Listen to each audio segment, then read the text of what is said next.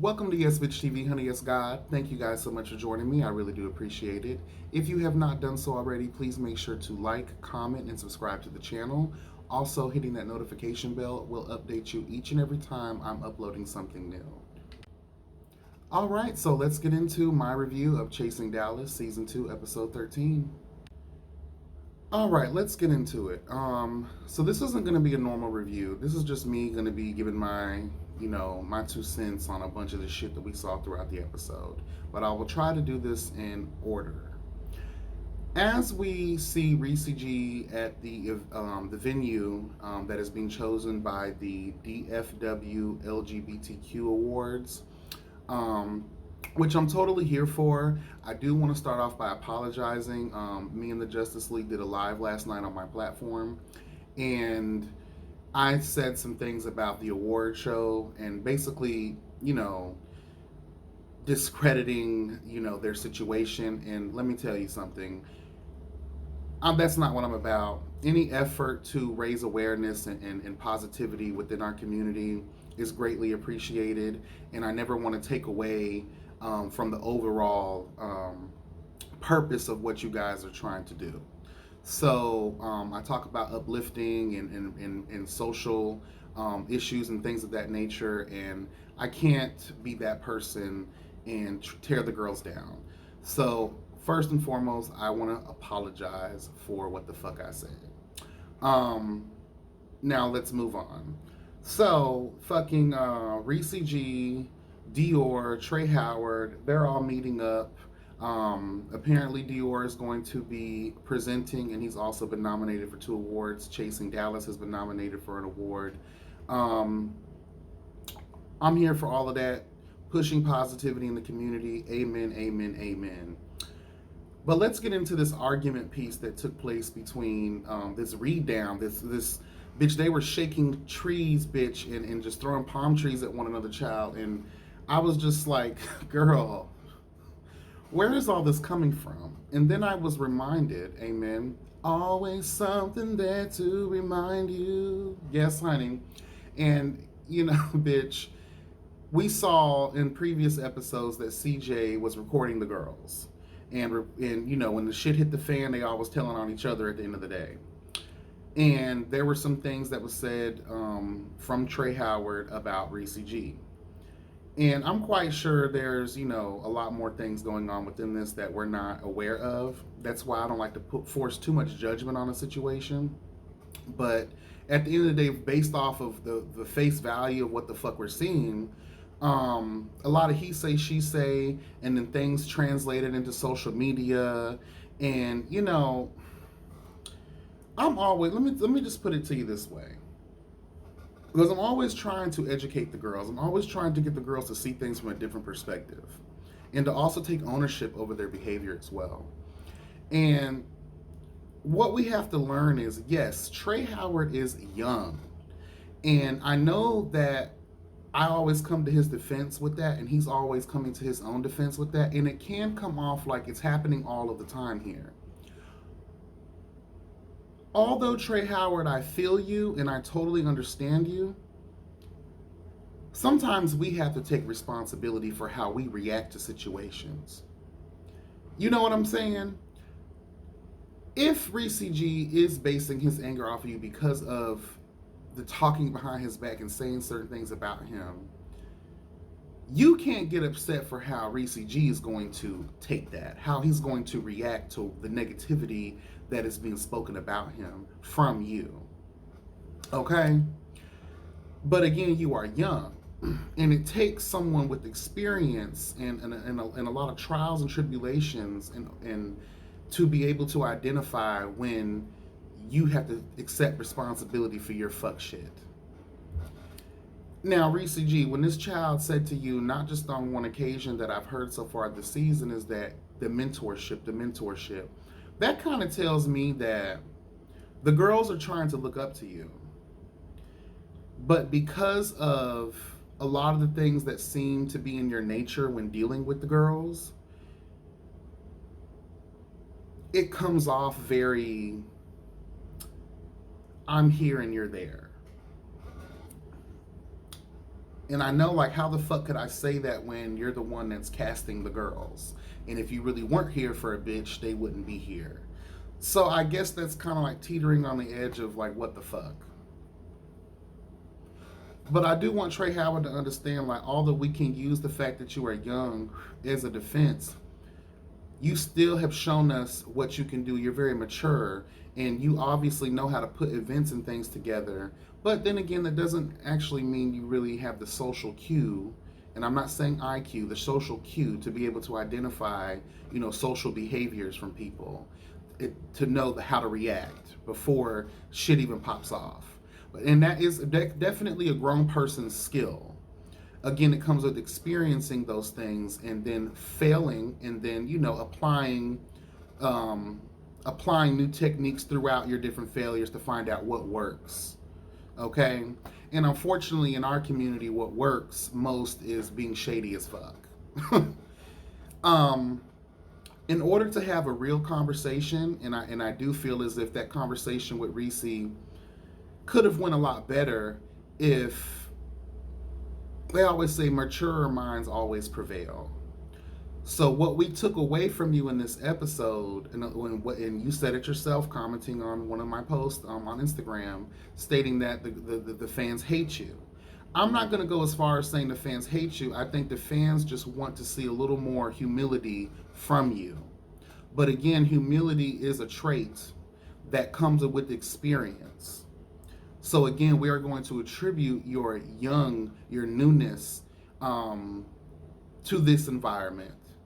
And I know a lot of people are going to get at me and saying, like, you keep giving him passes, you keep giving him passes for that reason. It is for that reason. And I know that a lot of people said, well, when I was younger, yes, when you were younger, everybody has a different path to walk down. Some people mature and go through those stages a little bit earlier than others. Lord knows I did. But not everybody is going to go down the same path and learn the same things at the same times.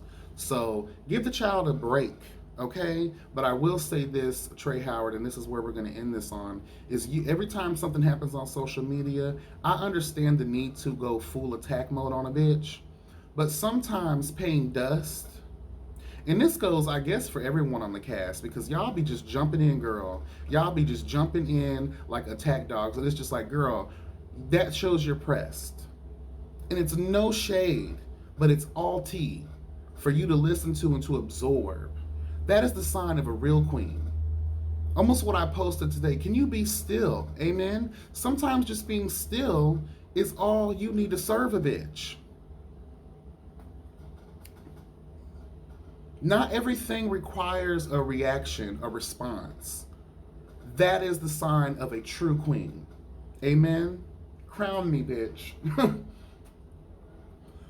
Crown me. And then off with their fucking heads. You know what I mean? Like, that's just what that is, Trey Howard. I live for you. I know that you have a lot to offer. And I appreciate what you have. You came, saw, and conquered through this season. Fashion the fuck down. Dior, fashion the fuck down. Ariel, fashion the fuck down. You came through, giving the girls everything we needed and more. And at the end of the day, we can't truly blame the cast for not seeing most of what it is that they're chasing. Because, like I said in the live last night, Reese, I love you down, girl. And I appreciate a lot of your professionalism, especially as we've dealt with each other and you've dealt with the Justice League, and I totally appreciate it. But I think there comes a time where you are going to have to step out of that cast box and just dedicate your time to producing. Because we've already went there. We don't need to go down that long journey again. You know how I feel about that. I feel like we're all on repeat when it comes to that particular situation. So I'm not going to continue to go down that road. But I do want to say that I feel as if you did that, it would definitely change the dynamic of Chasing Dallas, and it would add a little bit more je ne sais quoi. Okay? Now, let's move on from that, child. Let's talk about these disrespectful whores at Markel's house. Girl, first of all, let's talk about the fact that when Trey Womack decided to come into Markel's home and not acknowledge him and not speak to him. And apparently, I believe King Kane did the same thing. Let's not put that on him because that's what I was told. I don't really. All I saw was a disrespectful Womack walking in someone's house without greeting them. And if I was Markel, I would have stopped you. Because let me tell you something about Yes Bitch TV, honey. The way you see me on this screen is a lot of times who I am in my real life. Let you come in my motherfucking house and don't acknowledge me, bitch. Didn't we just pull the whole Jill Scott in the previous couple episodes ago where it was take a long walk after dark? Maybe we could spark a little conversation. Girl, and you just walked in that man's house disrespectful. Looking in your phone, looking down. Girl, there is no shame in your game. You were just dressed up like Mary J. Blige, girl, like the last episode. So there cannot be a bashful version of Trey Womack. Now we are getting up there, splitting dresses in half, about to bust the heels through the motherfucking heels, bust the heels off the heels, girl, okay? And no, there's no shame in the game. So when you walk in someone's house, obviously you need social etiquette skills. When you walk into a bitch's house, you speak to them. You acknowledge them. Girl, these are some disrespectful girls, honey. And let's get into some of that conversation that was taking place. Honestly, I dozed off a little bit. I was worried about finding another cigarette because I was actually, let's do that now because, girl, I just can't with these people. All I got from that whole entire conversation with Dior at Markel's house was this. First of all, why do y'all keep trying to play Dior like he's a dumbass? Like he is a simpleton or something. And I said this in the live last night, so it's nothing new. Why are we all sitting around here having conversations, acting like things that the tea in the shade is just going above Dior's head? That is not the case, and that is not what I'm seeing. What I've seen throughout this entire season with Dior is, girl, I am not pressed for this. I came, I saw, I conquered, I have more to offer, but you failed to show that. Amen. I get that I'm already established in what the fuck it is that I'm doing. And every time you see me, bitch, I'm dressed down for the gods. My car is washed and turtle waxed, bitch. Okay? And it's just, at the end of the day, it's like, that's what makes me love Dior even more because he's so smooth and faded into the background, but he's still such a large presence. And it's like, you girls are really trying to come for him. And at the end of the day, I don't know why. What the fuck did Dior do to y'all? Are we still going to be talking about that fight again? Hell, fuck no. Are we still going to talk about these recordings? Girl, at the end of the day, all of these motherfuckers were shady in that moment of recording each other, pulling FBI, CIA stunts and shows. But throughout this entire season, all we have seen is Dior chilling. His mood has been consistent.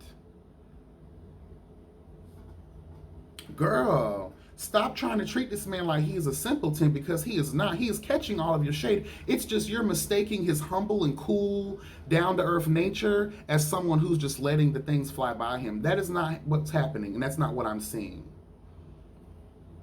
So we're not going to keep trying my boy Dior, okay? Because every time y'all try him, I like him a little bit more. Because it's just like, girl, like, he's just not bothered. He's unbothered by you whores. Like, girl, get it together. So let's go to another. I'm done with it because again, like I wasn't really paying attention too much. I'm like, girl, I was focused. Even in the chat when it premiered last night, I was like, girl, I'm just focused on their fashions this go around because Dior, Ariel, Styles by Howard, they were killing the fucking situation, girl. I was like, yes, bitch. I was focused on the fashions. Them bitches were dressed to kill this episode. In every episode they are on, to be honest with you. But this one in particular, they just came through. Look how Ariel came, pink eye and all, bitch, with a pair. Who gets pink eye this day anyway? Child. I don't know. I haven't had pink eye since I was a kid, so I don't know what's going on here. Anyway, that might have been the first sign of Rona. Oh. Anyway, child. So we get over to the girls are meeting up at this pizza place which was one more sign. Everybody was eating pizza and drinking soda and shit. We all know no one was getting bust down that night, honey, because the girls know if you eating cheese and pizza and drinking soda, that's gonna give the bubble guts, which is gonna have you out here painting on daddy. Unless you know your body, girl. Unless you know your body, you already have one of those good old fleet before you meets waiting for you in the house. Okay, and try to wait at least an hour and a half to 2 hours before any insertion. Anyway, so they're all meeting up, and child, let me tell y'all something. I love Markel. I never thought I would say those words, especially after season one. But like, Markel has grown the fuck on me, and Markel is one of those bitches. Like, girl, can we just get to it? Can we just fuck it? Cut the red tape. Let's go. Fuck these speeches and getting ready for let's getting the ambience together for the tea. No, let's just cut it. Fuck that shit. And that's what Markel did when he brought up that situation. So apparently, Trey Womack is running around here telling people, because I have no choice but to believe this came from Trey Womack's mouth himself. Um, these messy bottoms, child, messy bottoms. Anyway, told the girls that while they were in New Orleans, that George's drunk ass pulled his dick out and tried to make Trey Womack suck his dick.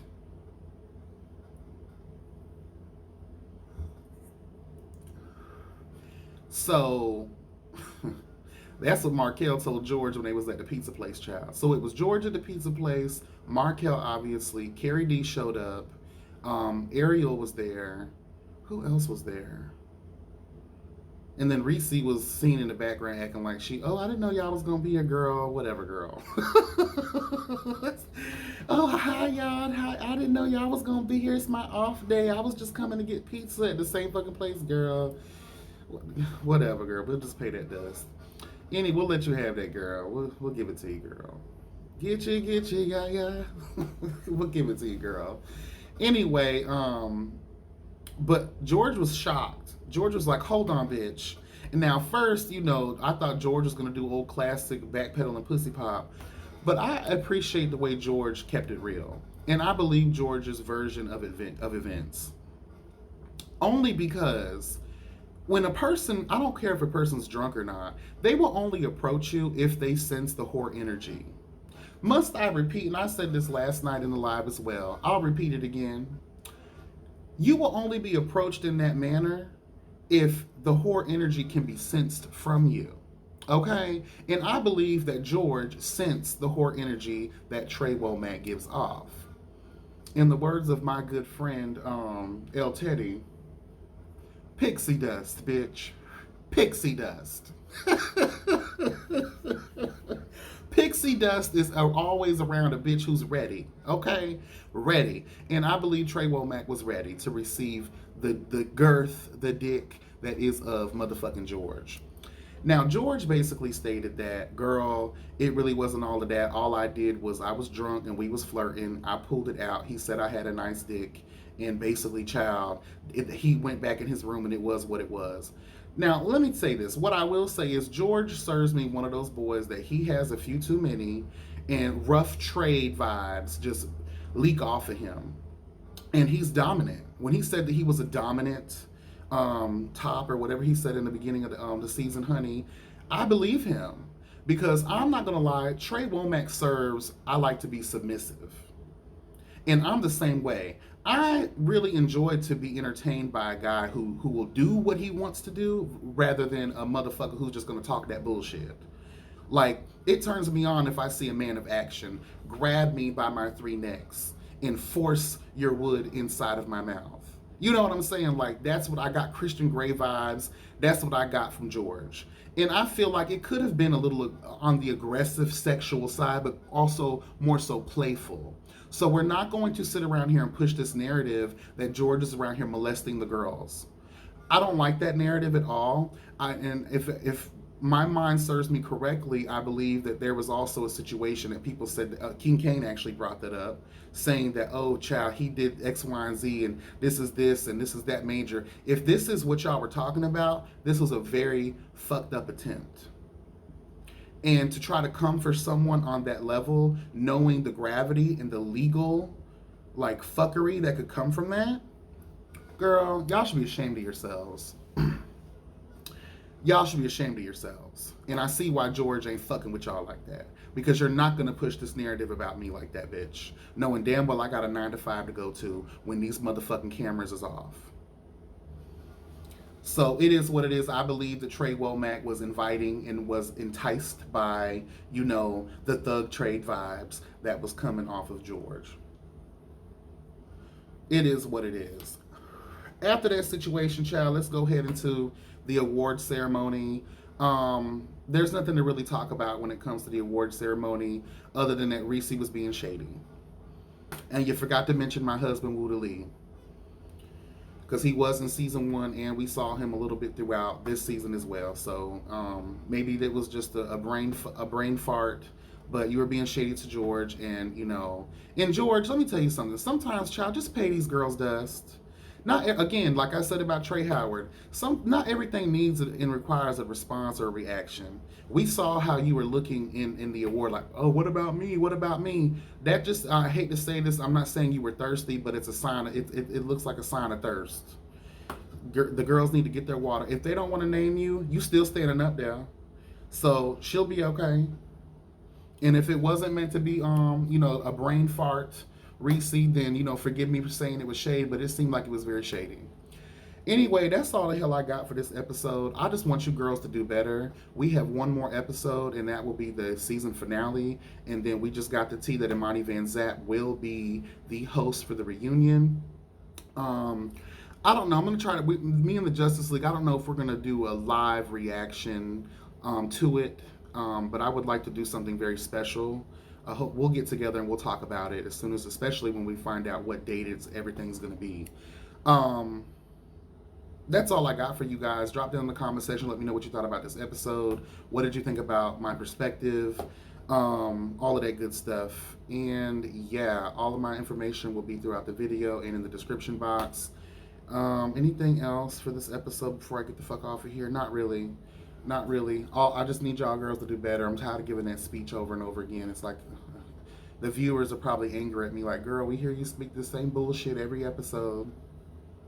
But it's needed, required, and motherfucking desired. Be blessed, never stressed, guys. Enjoy the rest of your motherfucking day.